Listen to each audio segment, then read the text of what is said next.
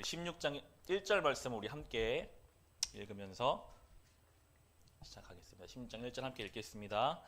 바리새파 사람들과 사두개파 사람들이 와서 예수를 시험하느라고 하늘로부터 내리는 표징을 자기들에게 보여달라고 요청하였다. 아멘.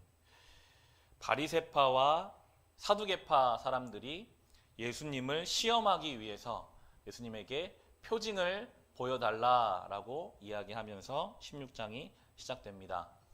이 바리새파와 사두개파, 지금으로 쉽게 설명하면 마치 하나님을 믿지만 여러 교단이 있는 것처럼 비슷한 신앙의 색깔이 모인 사람들이 바리새파를 이루었고 사두개파를 이루었습니다.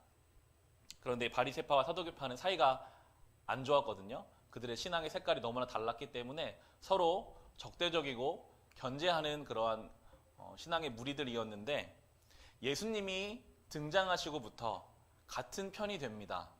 예수님을 따라가는 사람들이 점점 많아지다 보니까 위기의식을 느끼는 거예요. 저 예수를 견제하지 않으면 우리가 가진 지위가, 우리가 가진 명성이 쓰러질 수도 있겠구나. 위기의식을 가지고 서로 적이었던 두 파가 연합해서 예수님을 시험하고 있습니다. 이 부분을 묵상하면 참 두려운 마음이 듭니다. 이 바리새파, 사두개파 사람들은 그래도 종교 지도자 위치에 있는 사람들, 그들이 하나님을 다른 사람들에게 가르쳐야 하는 위치에 있는 사람들인데 성경 말씀을 잘 아는 사람들이고 예배를 빠지지 않는 사람들인데 판단의 기준이 나의 유익이나 나의 잘됨에 두고 판단하고 기준을 세우다 보니까 예수님까지도 대적하고 있어요. 이 땅에 오신 하나님의 아들, 성경적 표현으로 말하면 적그리스도거든요. 그리스도의 적이 되어 있어요. 하나님을 잘 아는데, 성경 말씀을 아는데, 예배를 드리는데 그 판단의 기준과 결정의 그 자리에서 오직 나의 생각만 가지고, 그 생각으로 보면 예수님은 자기의 이익에 도움이 안 되거든요. 예수님마저도 반대편에 서서 그 하나님의 사역을 가로막는 무서운 죄를 지금 이들이 짓고 있는 것을 보면서 혹 우리의 신앙 속에서도 우리가 성경을 잘 알지만 예배를 드리지만 하나님을 안다고 하지만 정작 판단하고 결정하는 그 기준이 나에게만 있다면 하나님의 일을 돕는 사람이 아니라 하나님의 일을 방해하고 막을 수도 있겠구나 하는 생각을 해보게 됩니다. 소망하기는 늘 깨어 있으시기를 바랍니다. 우리가 깨어 있지 않으면 우리가 하는 말과 행동이 하나님의 일을 방해할 수도 있어요. 막을 수도 있습니다. 그렇게 되지 않기를 우리가 늘 주님 앞에 깨어 있어야 하겠습니다. 이들이 표징을 구한 이유는 하나님께 우리를 맞추는 게 아니라 내가 알고 싶으니 믿고 싶으니 나에게 좀 맞춰달라는 것입니다. 표징이라는 어떤 기적을 통해서 나를 이해시켜봐라. 나를 믿을 수 있게 해줘봐라. 신앙의 태도가 하나님께 나를 맞춰야 되는데 반대가 됐어요. 나에게 좀 맞춰보십시오. 예수님은 당연히 그 말에 표징을 해주지 않으시죠. 2, 3, 4절을 같이 한번 읽어보시겠습니다. 2, 3, 4절입니다. 예수께서 그들에게 말씀하셨다. 너희는 저녁 때에는 하늘이 붉은 것을 보니 내일은 날씨가 맑겠구나 하고 아침에는 하늘이 붉고 흐린 것을 보니 오늘은 날씨가 굳겠구나 한다. 너희는 하늘의 징조는 분별할 줄 알면서 시대의 징조들은 분별하지 못하느냐. 악하고 음란한 세대가 표징을 요구하지만 이 세대는 요나의 표징밖에는 아무 표징도 받지 못할 것이다. 그리고 나서 예수께서는 그들을 남겨두고 떠나가셨다라고 나옵니다. 이들이 시대의 표징에는 날씨를 분별하는 것에 관심이 많았던 것 같습니다. 오늘 날씨가 이러하니 내일 날씨가 어떻겠구나. 세상이 돌아가는 것에 대해서는 참으로 지혜롭고 관심을 가지고 있는데 영적인 일에 대해서는 전혀 알지 못한다라고 예수님이 지금 말씀하고 계세요. 메시아가 이 땅에 오셨는데 구원의 문이 열렸는데 전혀 영적인 분별을 하지 못하는, 세상적으로는 잘 알고 어떻게 날씨가 변할지, 어떻게 하면 내 인생이 이 세상 가운데 잘 될지를 관심을 가지고 잘 아는 것에 비해서 영적인 일에 대해서는 분별하지 못하는 그들에게 말씀하시기를 표징이 중요한 것이 아니라 오직 요나의 표징밖에는 줄 것이 없다라고 하시고 계십니다. 표징, 증거, 온전한 믿음으로 가는 길에 표징은 성경적으로 보면 그렇게 중요한 것이 아닙니다. 요즘 우리가 출애굽기를 묵상해 가고 있는데 출애굽기에서 바로 왕이 나와요. 이 바로 왕만큼이나 하나님 표징을 많이 본 사람도 아마 없을 것입니다.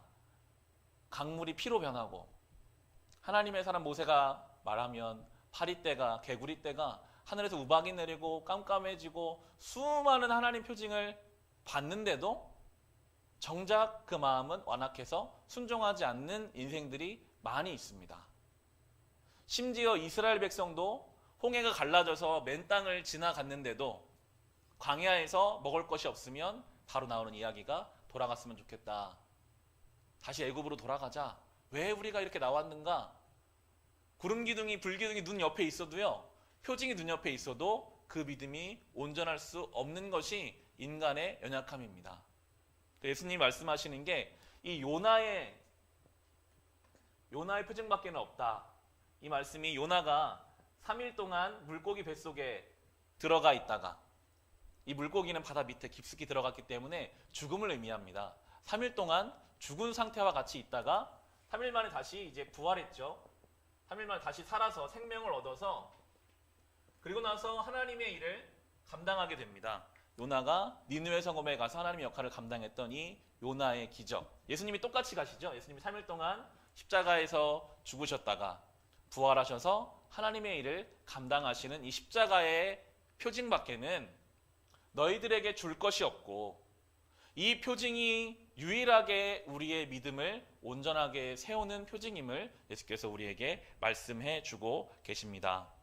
신앙의 길을 걸어가실 때 물론 주님께서는 우리의 삶 여러 가지 표징들을 보여주십니다. 그러나 우리의 믿음을 견고하게 세우는 것은 십자가밖에는 없습니다.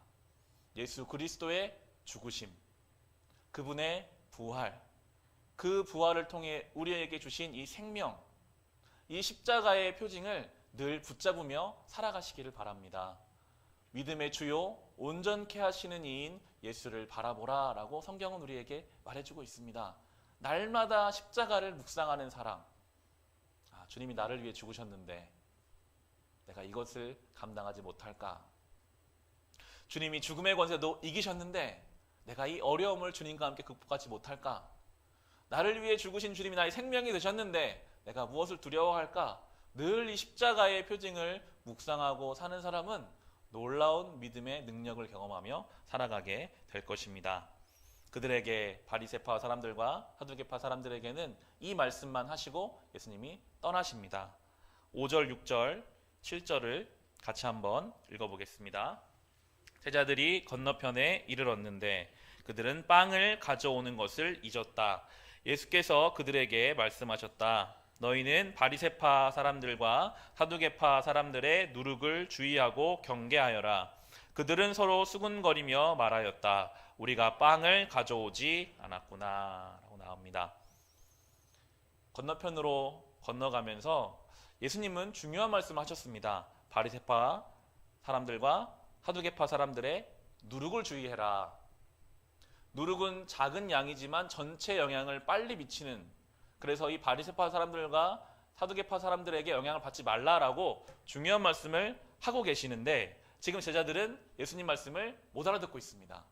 그들끼리 뭐라고 수군거리고 있죠? 아이고 우리가 빵을 가져오지 않았다. 그렇게 나왔지만 아마 서로 간에 원망했을 것 같아요. 왜 네가 책임자인데 그 빵을 안 챙겼냐? 이제 우리 여기서 먹을 것이 없는데 어떡하냐? 서로 수군수군 거리고 있습니다. 예수님이 그들을 책망하시죠. 이어지는 8절부터 11절까지를 같이 한번 읽어보겠습니다. 예수께서 이것을 아시고 말씀하셨다. 믿음이 적은 사람들아, 어찌하여 너희는 빵이 없다는 것을 두고 서로 수군거리느냐? 너희는 아직도 깨닫지 못하느냐? 5,000명이 먹은 그 빵 5개를 기억하지 못하느냐? 부스러기를 몇 광줄이나 거두었더냐? 또한 4,000명이 먹은 그 빵 7개를 기억하지 못하느냐? 부스러기를 몇 광줄이나 거두었더냐? 내가 빵을 두고 너희에게 말한 것이 아님을 너희는 어찌하여 깨닫지 못하느냐? 바리새파 사람들과 사두개파 사람들의 누룩을 경계하여라. 아멘. 예수님은 지금 이들이 수근수근거리고 염려하는 것을 믿음의 문제로 연결시키고 계십니다. 왜 믿음이 없느냐?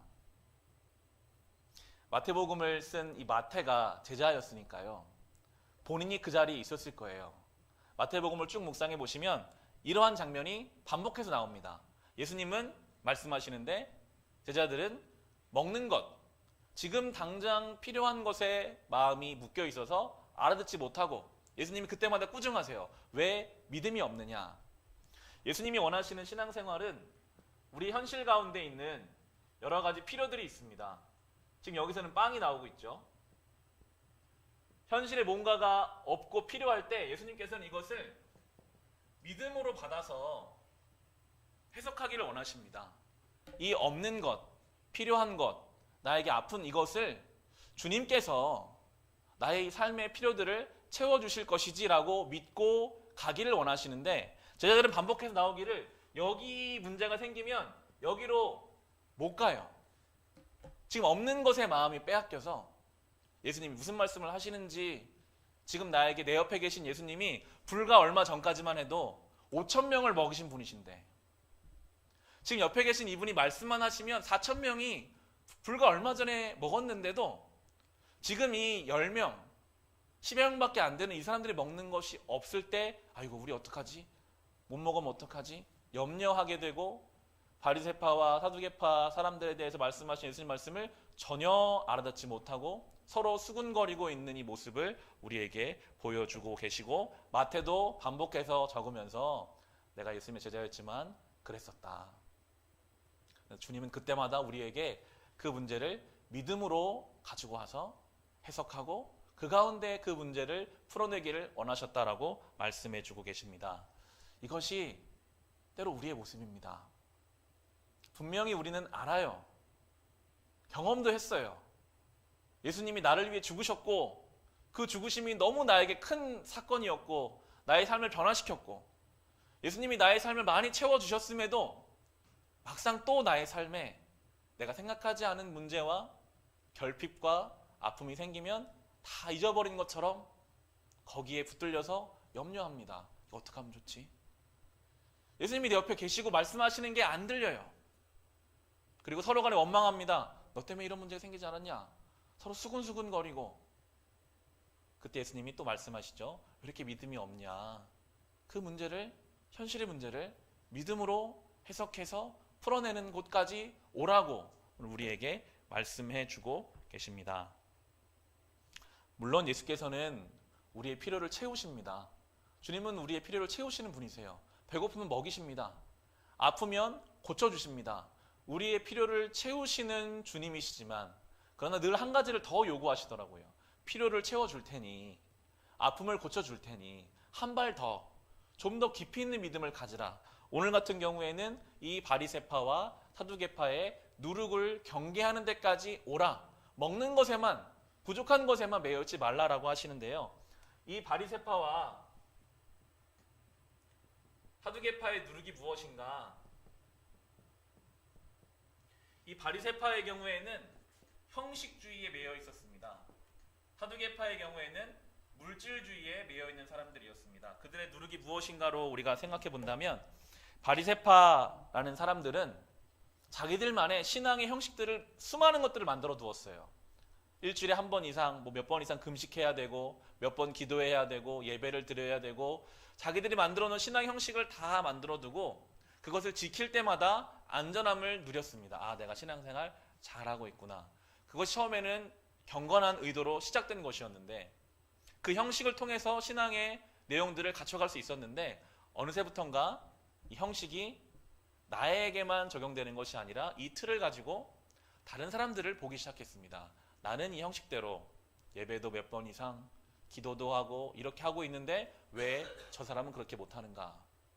왜 저 사람은 그렇게 못하는가? 그때부터 이 형식주의 바리새파에 문제가 생기기 시작합니다. 정죄하고 비난하고 비판해서 심지어 예수님까지 비난하게 됩니다. 왜 죄인들과 어울리는가? 왜 저 지저분한 사람들과 불결한 사람들과 함께 하는가? 하나님의 아들이 아니다. 형식주의에 매여 있는 사람들이 이 땅에 오신 메시아까지도 비판하게 되는 모습을 보이게 되고요. 이 사두개인들은 그 당시에 정치적인, 경제적인 기득권을 가진 사람들이었습니다. 그래서 그들은 현실에 만족하는 사람들, 사두개파 사람들은 그 내세를 믿지 않았어요. 현실이 너무 좋아서, 여기 누리고 있는 것이 너무 크고 너무 많아서 죽으면 끝이다라고 생각했고요. 이것을 유지하기 원했어요. 예수님이 이 땅에 오셔서 하시는 말씀은 그런 자꾸만 뭔가 뒤집으려고 하시고 새로운 것을 말씀하시니까 사두개파 사람들은 이 물질주의에 매여서 예수님 원하시는 어떤 내세에 대해서나 천국에 대해서나 바라지 않았던 사람들이 이 사두개파의 모습이었습니다.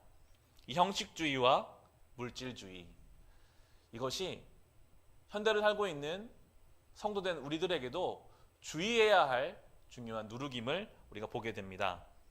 우리가 성경을 읽고 기도를 하고 개인적인 신앙이 깊어질수록 나와 하나님과의 관계로 이게 가야 되는데, 내가 하나님 앞에 어떤 사람인지를 깨닫고 내가 하나님의 은혜로 사는 사람이구나 겸손해져야 하는데, 우리 안에 있는 죄성은요 너무나 자연스럽게 다른 사람을 보게 합니다. 나는 이렇게 신앙생활을 하는데 왜 저 사람은 저렇게 안 할까? 참 신기하게도 우리 안에는 그 틀이 있어서 모든 사람을 그렇게 쳐다봅니다. 적극적으로 말할 경우도 있겠지만 속으로 정죄하는 경우도 참 많죠. 내 가족, 내 부모님, 자녀, 형제, 대상을 가리지 않아요. 내가 가진 형식을 가지고 다른 사람들을 판단하고 비난하고 정죄할 때가 있습니다. 그러나 판단하시는 분은 하나님이십니다. 오직 그분만이 판단하시는 분이십니다. 우리가 그 자리에 올라가는 것은 교만의 죄입니다. 우리가 하나님의 은혜로 사는 사람이기 때문에 우리는 그 누구도 판단하고 정죄할 수 없습니다. 우리는 그들을 사랑하고 섬기라고 부르심받았고 내가 하나님께 은혜 받은 사람이기 때문에 늘 겸손하게 나아가야 합니다. 또한 사두개인의 물질주의를 우리는 또한 경계해야 합니다. 이 시대는 물질의 시대입니다. 돈이 가진 힘이 굉장히 큰 시대를 우리는 살고 있습니다. 돈 없이 살 수는 없죠.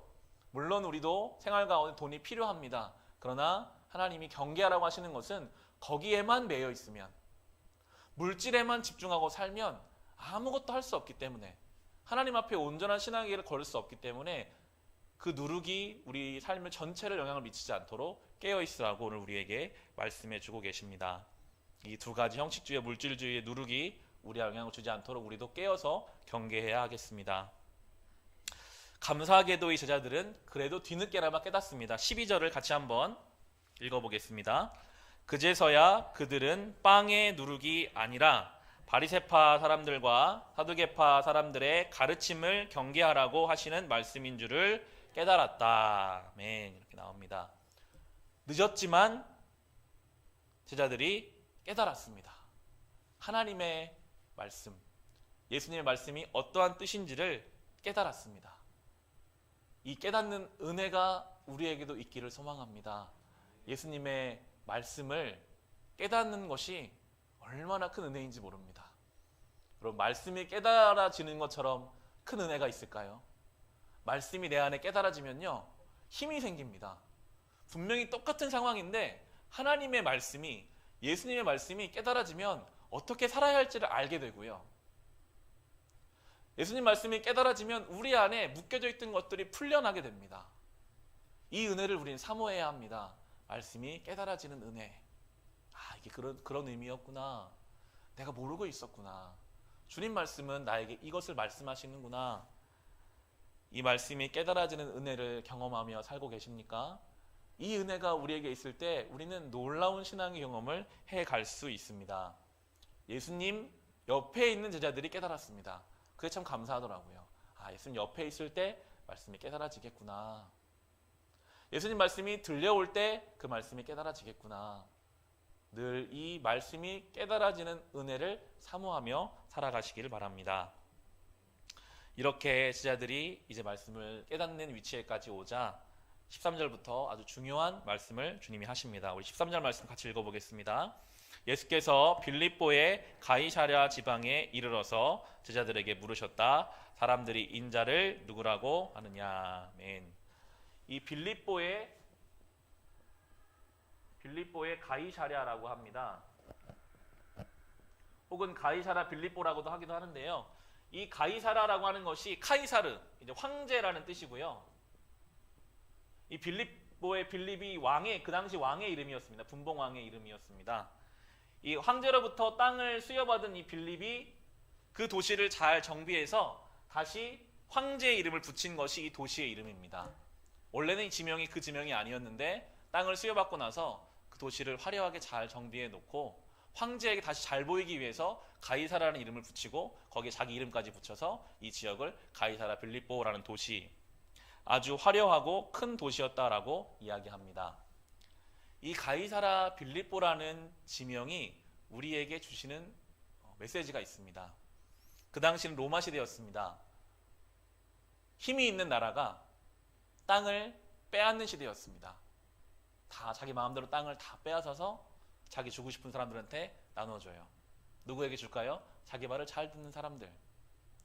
그것을 빨리 깨달은 사람은 이제 힘 있는 사람에게 마음에 들기 위해서 나오는 것처럼 황제에게 어떻게든 잘 보이려고 하고 줄을 대고 정치를 하고 그 가운데 많은 사람이 죽고 하나님 원치 않는 일들이 그 땅에 가득했던 때가 바로 이 시대입니다. 힘이 있는 사람이 모든 것을 다 통치하고 누리며 거기에 다 사람들이 따라가는 이 시대. 화려하고 큰 도시, 이것이 세상의 흐름입니다. 지금도 마찬가지입니다. 힘이 있는 사람, 권세가 있는 사람, 그 사람들을 중심으로 모든 것들이 이루어져 가고 있는 이 시대 속에서 그 장면이 늘 상상이 돼요. 이 가이사라 빌립보 화려한 도시 앞에서 예수님을 필두로 한 이 제자들은 어떤 행색이었을까요? 남루했을 겁니다. 제대로 먹지도 제대로 자지도 못한 이 어부들, 여러 죄인들, 예수님의 제자들이 그 도시에 어울리지 않는데 예수님은 그 화려한 도시 앞에서 물으세요. 세상은 이렇게 가고 있는데 힘이 있는 사람이 모든 것을 가지고 거기에 다 잘 보이려고 줄 서는 세상 속에서 너희는 나를 누구라고 하느냐 물으십니다. 그때 제자들이 대답하죠. 14절 읽어보겠습니다. 제자들이 대답하였다. 세례자 요한이라고 하는 사람들도 있고 엘리야라고 하는 사람들도 있고 예레미야나 예언자들 가운데 한 분이라고 하는 사람들도 있습니다 라고 대답합니다. 예수님은 이 대답을 기뻐하지 않으셨거든요. 보면 사람들이 말하죠. 세례자 요한이다, 엘리야다, 예레미야나 예언자다. 세례 요한도 엘리야도 예레미야도 하나님의 사람이었지만 그들은 왔다가 다 죽어서 돌아갔습니다. 그리고 큰 줄기로 보면 그들이 왔지만 세상은 여전히 변하지 않고 있습니다. 여전히 가이사라 빌립보가 화려한 도시고 사람들은 다 여기에 모여 살고 싶어 해요. 하나님의 사람들이 와서 아무리 이야기해도 잠시 몇 사람만 변할 뿐이지 크게 변하지 않는 걸 사람들이 많이 봤기 때문에 많은 사람들이 예수님도 저 세례 요한처럼 엘리야처럼 예레미야처럼 잠시 저렇게 왔다가 좋은 영향을 주시다가 가실 분이시겠지. 그분은 좋은 분이시지만 그래도 우리는 저 세상을 따라 살아가야지 않을까. 예수님마저도 그렇게 보고 있는 이 시대의 모습 속에서 예수님은 그 대답을 기뻐하지 않으시고 다시 한번 제자들에게 물으시죠. 우리 15절과 16절을 읽어보겠습니다. 예수께서 그들에게 물으셨다. 그러면 너희는 나를 누구라고 하느냐? 시몬 베드로가 대답하였다. 선생님은 살아계신 하나님의 아들 그리스도십니다. 아멘. 이렇게 대답합니다. 베드로가 대답하죠. 예수님은 하나님의 아들이십니다. 그리스도이십니다. 라고 고백하고 예수님이 이 고백을 아주 기뻐하십니다. 우리에게는 익숙한 말이죠. 예수님은 하나님의 아들 그리스도시다. 그러나 이 당시에 이 고백은 너무나도 귀한 고백이었습니다. 많은 사람들이 그리스도를 기다리고 있었어요. 좀 더 쉬운 비유로 풀어본다면 그럴 수 있겠습니다. 불치병에 걸린 한 사람이 유일하게 이 병을 고칠 수 있는 약이 무엇인지 알았습니다. 어떻게 할까요? 모든 전 재산을 팔아서라도 그 약을 구할 겁니다. 모든 삶의 방향을 다 이 약을 구하는데, 이것을 복용하는데 그래야 내가 살거든요. 여기에 맞출 것입니다. 지금 베드로는 그런 고백이에요. 주님, 저 세상은 저렇게 세상의 방식으로 흘러가지만 내가 예수님이 나의 인생의 유일한 그리스도, 나의 구원자, 나의 생명이심을 내가 고백합니다. 다른 그 무엇도, 저 로마의 황제도 돈도 권력도 아니라 오직 예수님만이 나의 삶의 주인이요 나의 생명이십니다. 내가 그 예수님 중심으로 내가 예수님을 따라가기 위해 모든 것을 다 걸겠습니다 라는 이 고백이 지금 이 베드로의 고백이기 때문에 예수께서는 이 고백을 기뻐서 받아주시면서 이렇게 말씀하시죠. 17절 18절 읽어보겠습니다. 예수께서 그에게 말씀하셨다. 시몬 바요나야, 너는 복이 있다. 너에게 이것을 알려주신 분은 사람이 아니라 하늘에 계신 나의 아버지시다. 나도 너에게 말한다. 너는 베드로다. 나는 이 반석 위에다가 내 교회를 세우겠다. 죽음의 문들이 그것을 이기지 못할 것이다. 아멘. 굉장히 칭찬하십니다. 복이 있다. 그 고백이 복이 있는 고백이다. 어떠한 것도 생명이 될 수 없고 오직 예수 그리스도만이 나의 생명이심을 아는 이 고백이 복이 있는 고백이고, 거기에다가 교회를 세우시겠다고, 그 고백 위에다가, 그 반석 위에다가 주님의 교회를 세우시겠고, 죽음의 문들이, 우리 개역성경에서 음부의 권세라고 나오죠. 어떠한 권세도 그것을 깨뜨리지 못할 놀라운 능력을 주시겠다라고 말씀해 주고 계십니다. 예수 그리스도가 우리의 유일한 생명인 줄 믿고 거기에 모든 것을 다 걸겠다고 하는 신앙 고백 위에 주님께서는 교회를 세우시겠다고, 그 인생이 복된 인생이라고, 어떠한 죽음의 문들도 그것을 감당하지 못할 것이라고 말씀해 주고 계십니다. 이 밤에 다시 한번 결단하시기 바랍니다. 예수 그리스도가 나의 유일한 생명이다. 예수의 십자가를 내가 어떻게 따라갈 수 있을지 늘 그것을 가지고 고민하고 묵상하는 그 인생이 복된 인생이 될 수 있기 때문입니다. 그 주님께서는 그들에게 또한 권세를 주시죠. 19절 같이 읽어보겠습니다. 내가 너에게 하늘나라의 열쇠를 주겠다. 내가 무엇이든지 땅에서 매면 하늘에서도 매일 것이요, 땅에서 풀면 하늘에서도 풀릴 것이다. 아멘. 예수님이 가지고 계시던 하늘나라의 열쇠를 이제 베드로에게, 그 고백을 하는 모든 성도들에게 위임하시고 계십니다. 그것은 무엇입니까? 땅에서 매면 하늘에서도 매이고 땅에서 풀면 하늘에서도 풀리는 하늘과 땅을 연결하는 권세입니다. 성도는 이러한 존재입니다. 하늘과 땅의 연결자로 사는 존재가 성도입니다. 성도님들 한 사람 한 사람의 삶을 통해서 이 땅에 사는 세상 사람들이 하늘에서부터 내려온 은혜가 무엇인지를 알 수 있어야 됩니다. 여러분이 살고 계시는 여러분의 가정, 여러분의 직장, 여러분의 일상 속에서 만나는 사람들에게 하늘로부터 오는 은혜가 무엇인지를 나의 삶으로 보여주는 존재, 그것이 성도이고요. 또 반대로 이 땅의 아픔과 이 땅의 어려움과 이 땅의 죄를 하나님 앞에 기도하고 아뢰는 존재, 그것이 또한 성도입니다. 하늘과 땅을 매기도 하고 풀기도 하는 주님께로부터 받은 이 권세를 우리가 이제 성도로 받아서 이 땅에서 그렇게 하늘과 땅을 연결시키는 거룩한 존재로 우리를 부르셨기에 그 길을 걸어가야 하겠습니다. 그리고 나서 21절 보시면 예수님이 자기의 사역에 대해서 구체적으로 설명하시는데요. 21절 읽어보겠습니다. 그때부터 예수께서는 자기가 반드시 예루살렘에 올라가야 하며 장로들과 대제사장들과 율법학자들에게 많은 고난을 받고 죽임을 당해야 하며 사흘째 되는 날에 살아나야 한다는 것을 제자들에게 밝히기 시작하셨다. 아멘. 예수님의 사역에 대해서 구체적으로 이제 언급하십니다. 예루살렘에 올라가서 고난을 당하고 죽을 것이고 부활할 것이다. 예수님의 방식은 세상의 방식과는 다릅니다. 이 가이사라 빌립보 세상의 방식은 힘이 있는 자가 정복하고 빼앗고 다 자기 힘으로 누른 다음에 나라를 만들고 나라를 세우는 것 세상의 방식인데, 예수님은 죽으시겠다고 하세요. 힘이 있으신데 나는 가서 고난을 당하고 죽을 것이고 그리고 부활할 것이다. 그 이야기를 하시자마자 다시 한번 베드로가 전혀 다른 반응을 내놓죠. 22절을 같이 읽어보겠습니다. 이에 베드로가 예수를 따로 붙들고 주님 안 됩니다. 절대로 이런 일이 주님께 일어나서는 안 됩니다 하고 말하면서 예수께 대들었다라고 나옵니다. 베드로가 대들었습니다. 왜 그랬을까요? 베드로는 예수님이 다윗과 같은 메시아가 될 줄로 생각하고 있었습니다. 저 로마를 다 뒤집어 엎고 예수님 정도면 대단한 나라를 세우실 것이고 내가 예수님 옆에 있으면 한 자리를 할 것이 분명하다라고 생각하고 있는데, 예수님이 말씀하시기를 나는 죽을 거다. 나라 얘기도 안 하시고요. 정복할 얘기도 안 하시고요. 나는 죽었다가 부활할 것이다. 베드로가 화가 나는 거예요. 야, 내가 예수님 따라다니면서 내 생업도 팽개치고 가족도 팽개치고 몇 년을 따라다녔는데 예수님이 이렇게 죽으시면 나는 어떻게 되는 건가?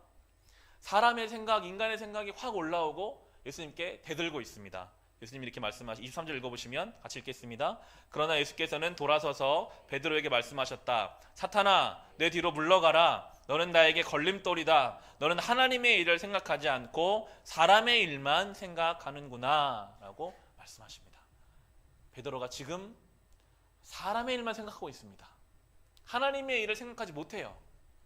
오직 사람의 일만 생각하는 그에게 예수님이 따끔하게 말씀하시죠. 그건 사탄의 생각이다. 물러가라. 하나님의 일을 생각하지 않고 사람의 일만 생각하는구나. 그것은 주님의 사에 걸림돌이다 라고 말씀하시면서 24절 같이 읽어보겠습니다. 그때 예수께서는 제자들에게 말씀하셨다. 누구든지 나를 따라오려거든 자기를 부인하고 제 십자가를 지고 나를 따라오너라. 아멘. 앞으로 예수님을 따라올 성도들에게 신앙의 지침을 내려주시는 것이 24절입니다. 두 가지죠. 첫 번째는 자기 부인입니다. 자기를 부인하고, 두 번째는 자기 십자가입니다. 자기 십자가를 지고 나를 따라와라. 예수님을 온전하게 따르려면 이 두 가지가 있어야 합니다. 첫 번째는 자기 부인입니다. 우리 안에 여전히 주님께서는 이제 놓으라고 하시는데, 포기하라고 하시는데, 그만하라고 하시는데 우리가 붙잡고 있는 것들이 있을 수 있습니다. 이제는 그만해야 되는 죄의 습관이 있을 수 있습니다. 이제는 십자가 앞에서 우리가 잘라내야 하는 부분이 있습니다. 말씀하세요. 나를 따라오려면 먼저 자기를 부인하고 하나님 앞에 원치 않으시는 것, 깨끗하지 않은 것 먼저 다 내려두고 따라와야 한다. 지난 주일 요한복음 2장에서 성전 정화하시는 모습을 생각합니다. 예수님이 성전에 오셔서 필요 없는 것들을 다 내쫓으셨어요. 뒤집어 엎으셨어요. 그런 생각이 많이 들더라고요. 아, 내 안에 오셔서 필요 없는 것들을 다 쫓아주셨으면 좋겠다. 자기 부인, 하나님 앞에 다 내려놓고 그리고 나서 자기 십자가를 말하십니다. 십자가는 무엇입니까? 주님이 주시는 게 십자가입니다. 우리 안에는 없어요. 주님이 우리에게 주시는 어떤 십자가가 있다면 그 십자가를 지고 주님을 따라오라. 우리 안에 주님 원치 않은 것들은 다 없애버리고 주님이 주시는 십자가를 지고 주님을 따라가는 것이, 그것이 건강한 신앙생활임을 오늘 우리에게 말씀해 주고 계십니다. 이 주님의 주신 귀한 가르침을 묵상해 보시기 바랍니다. 내가 부인해야 할, 내가 버려야 할 것은 무엇인가? 그리고 내가 주님 앞에 져야 할 십자가는 무엇인가? 나에게 주시는 십자가가 분명히 있습니다. 여러분, 그것을 주님 앞에 깊이 묵상하고 기도하십시오. 주님, 내가 주님을 따라가기 원하는데 어떤 십자가를 져야 합니까? 내가 무엇을 부인해야 합니까? 그러할 때에 우리는 사람의 일만 생각하는 것이 아니라 하나님의 일을 생각하는 건강한 신앙인으로 살아가게 될 것입니다. 오늘 이 말씀 함께 나누었습니다. 말씀 하나하나를 깊이 묵상하시면서 형식에 매여있지 말고 물질에 빠지지 말고 사두개파와 바리새파의 누룩을 경계하며 살아가시길 바랍니다. 삶의 결핍과 아픔이 있을 때 그것을 믿음의 문제로 잘 해석해서 이겨내실 수 있으시고 또한 말씀이 깨달아지는 은혜를 경험하시기 바랍니다. 가이사라 빌립보에서 저 세상의 흐름 한가운데서라도 예수님이 나의 삶의 유일한 구세주이심을 고백하며 그 고백에 세워지는 신앙이 되시기를 바랍니다. 구체적으로 말씀하신 자기 부인과 자기 십자가가 무엇인지를 묵상하시면서 건강한 성도로 살아갈 수 있으시기를 주님의 이름으로 축원합니다.